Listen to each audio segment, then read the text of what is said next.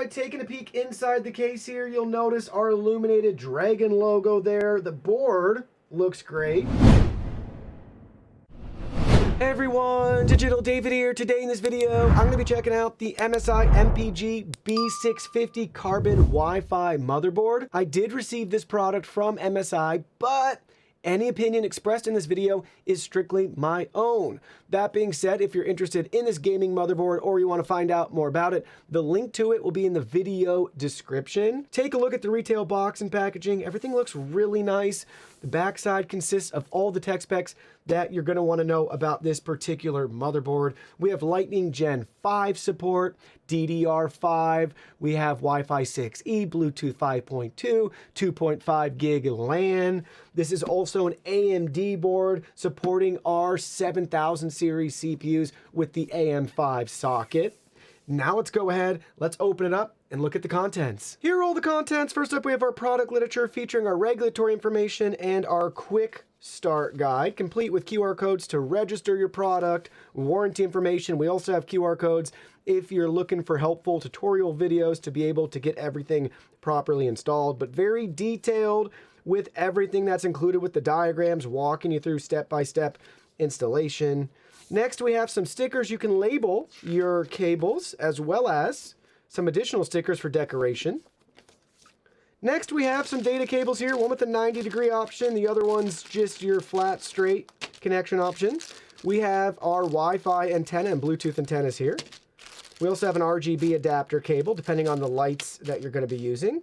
And then we have 3 M2 lockers right there. And lastly, we have the motherboard itself. Let's look at this in more detail. All right, here's the board up close. Front and center, we have our AM5 socket. We also have our 4 RAM slots there.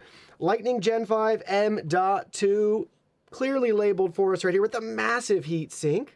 We also have everything labeled off to the side. I really like this. It's super helpful at first glance. So obviously we got the branding MPG Carbon, MSI MPG all throughout, but this lets us know 4 DDR5 slots, PCIe X16, 2 of those slots, right? So that's what we're seeing there. We also have 4 M.2 slots and Wi-Fi 6E module. Screws to remove to get access to the additional M.2 slots there. There's our battery if you're interested. But man, this is heavy, heavy, heavy. I mean, look at this with our dragon there. Flip it over to the back side, get a feel for how the back of the board looks.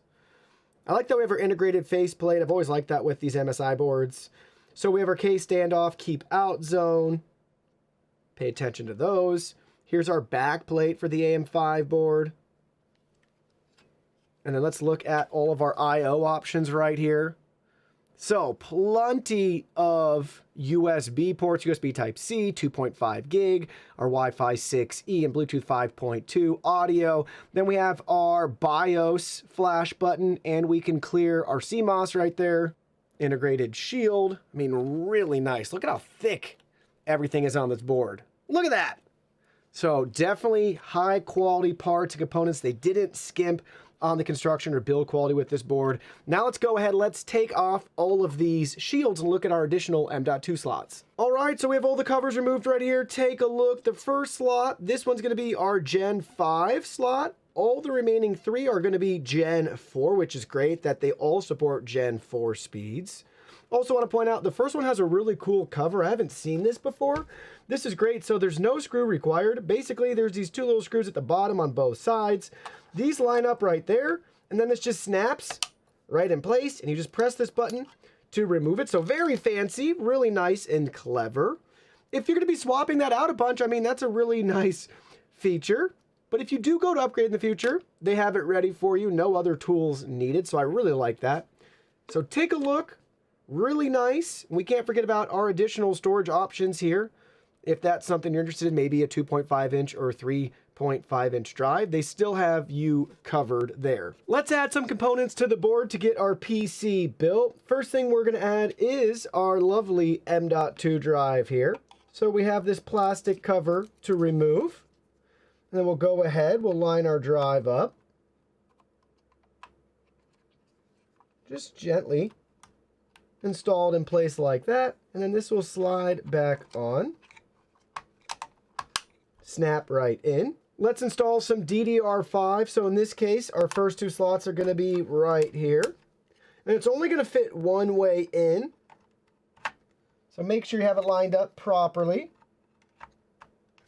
And then snap it. Got the nice clicks. There we go. And now let's go ahead, let's install our AM5 CPU right here. We have this little indicator letting us know how to install it on the board. So we're gonna match the golden triangle with the little triangle right there. So we're gonna pop this off. This should open up. Don't wanna touch or bend any pins. We have our little triangle there. We're gonna be using the 7600X. Try to gently get it out of the case. Drop it in, like so. And then now the satisfying part. Look at that. That wasn't too bad as it popped off. There we go. We now have the CPU installed. Let's finish getting our PC built. All right, so our PC's built, powered on, and everything is working great. You might appreciate the aesthetic of the Height Y11 case. Really cool with the panoramic glass here. Let's go ahead, let's take a peek at the inside and check out the motherboard. All right, taking a peek inside the case here, you'll notice our illuminated dragon logo there. The board looks great. No issues at all during install or connecting any cables.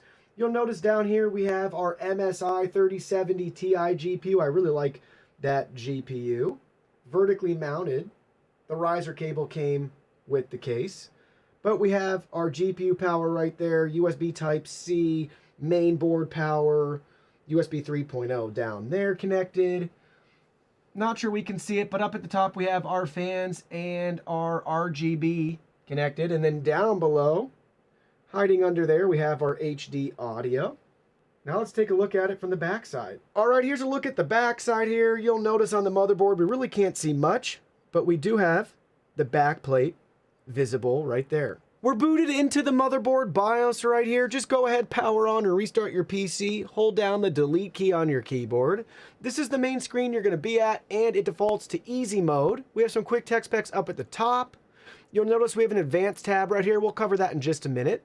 But we have our game boost for CPU and our XMP profile, as well as boot priority. Then we have a couple of different tech spec options for our CPU at quick glance, memory, storage, fan info, help section, M-Flash settings, favorites, and hardware monitor. Let's select hardware monitor. And we have a couple different temperature, graphs, and charts with controls. Then we have these three tabs right here if you want all full speed. About and a help section right there. Let's go back. You'll notice we have FTPM 2.0, UEFI, ACHI versus RAID, ERP ready, HD audio controller, easy LED control. So we can toggle some of those on or off. Then if we want additional info, just select the advanced tab, and then we can toggle back to easy. So it's up to you. You'll notice we have settings, overclocking, M-Flash again, OC profiles, so we can have our profiles there to save and load. Hardware monitor, we already looked at that. And then here's beta runner. So let's do settings, and I'll click on each one of these. So here's our system status options. Feel free to pause at any time. Advanced settings, boot settings, security, save and exit. Let's move right along to overclocking. There's two different modes here, so if you're not seeing a particular feature, make sure you're in the correct one. I'll show you everything on expert. I'll just gently scroll down. Advanced CPU configuration. There's our DRAM config. And then here's your voltages to adjust.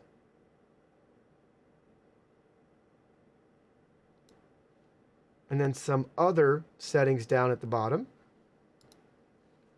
There's M-Flash, and then let's go back to our hardware monitor that we saw previously. So you get the idea there. A couple different options for you within the BIOS. And again, just toggle between easy and advanced depending on the setting you're trying to configure. Or again, if you want to do some overclocking, you can either do like some game boost, or go into advanced and actually adjust voltages and things like that. MSI also has some desktop software for you. It's called MSI Center. I highly recommend downloading it to install your BIOS and update that as well as your drivers. Heck, I don't care. Once you do that, go ahead and delete it. But I would say once you build your PC, get the motherboard installed, that's a great thing and tool to use, at least upon initial setup. And then if you want to remove it, that's fine. I also use it for Mystic Light to control the RGB, so it's useful to have. So there's the two applications we have downloaded. We have more we can pick and choose from right here. A lot of different companion apps for you. So pick and choose the ones you want for whatever reason.